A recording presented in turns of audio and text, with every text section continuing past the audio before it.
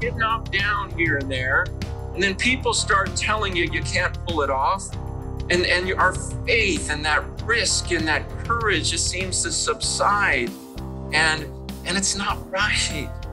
It's not good. That's not how we want to live. Why don't I believe like I used to? We're children of God. But no one wants to be put in the crisis that requires a miracle. The only way you really need a miracle is that you have a problem. And the bigger the problem, the bigger the miracle you need. We like miracles, but not the problems that go with them. But sooner or later, it's going to happen to you. The phone is going to ring and your calm, tranquil, well-ordered life is instantly going to be in a raging storm. Sooner or later, you're going to face a crisis beyond your power to control. Our God is a God who wants to perform the miraculous in your life. There are times in our lives where we face something that just seems like there's no way out.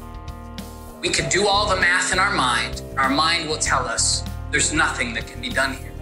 Maybe you're in a job and you know God wants to bless you, but you look at your situation, you think, well, God can't move here.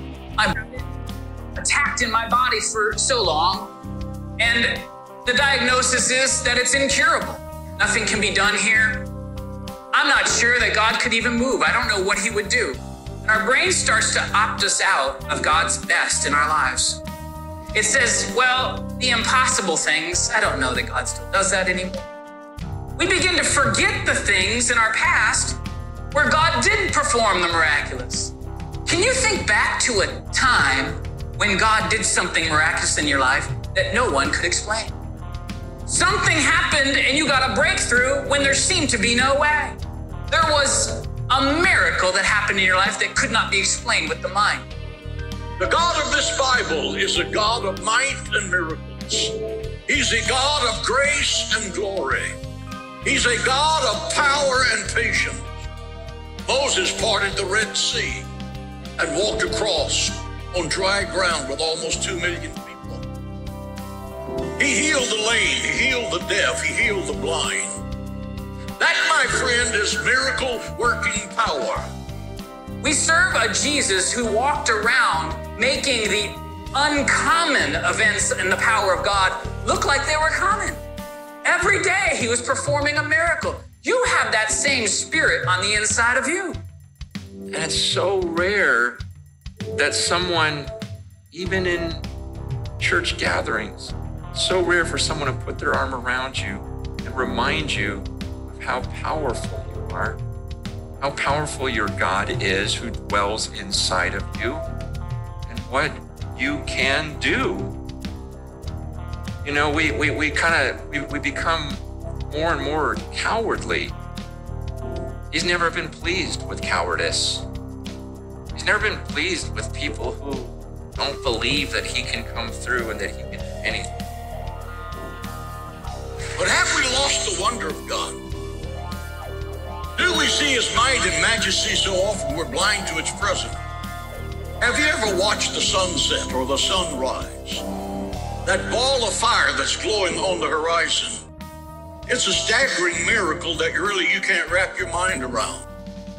Sometimes we think of all the busyness we're going to do to help God try and do what he's doing. Listen, take a step back and let God do what God's trying to do. Just put your faith that when things get impossible, he's going to unlock the impossible. He's going to show up in his glory so that we could say all these years later, that was God that did that and not us.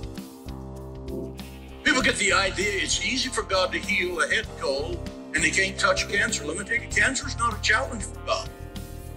When you have the faith for it, I mean, you can move mountains here.